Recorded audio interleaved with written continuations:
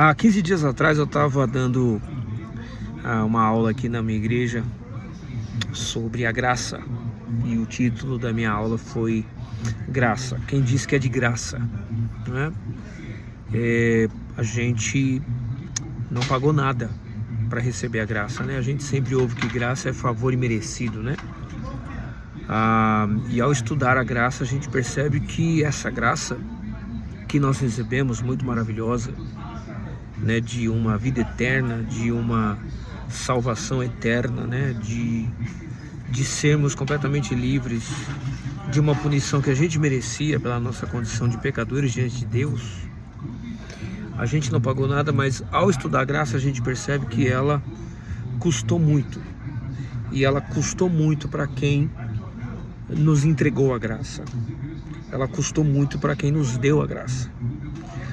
Se você começar a estudar as Escrituras Sagradas, você percebe que o custo para Deus foi muito alto.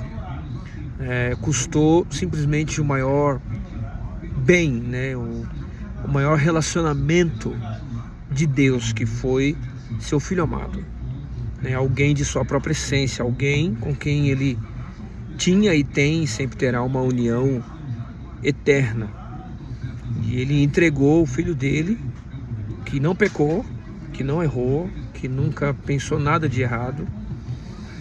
E esse ser perfeito veio no nosso lugar e se tornou pecado por nós, se fez pecado por nós. Foi pendurado numa cruz que era para nós, foi torturado e sentiu dores que era para nós.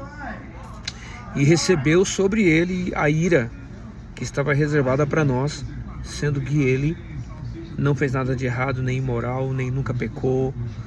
Então você percebe que a graça ela tem um custo muito alto para quem entregou, né? Deus, Ele nos comprou e nos comprou com um preço de sangue.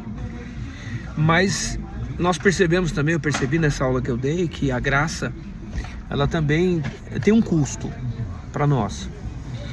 E é um custo alto, porque ela custa a nossa vida toda, ela custa o nosso ego, ela custa o nosso orgulho, porque a gente tem que admitir que nós não fizemos nada para merecer essa graça e a gente também nunca vai ter condição de pagar por essa graça. Então a gente ganhou um presente maravilhoso, grandioso, pelo qual a gente nunca vai poder fazer nada.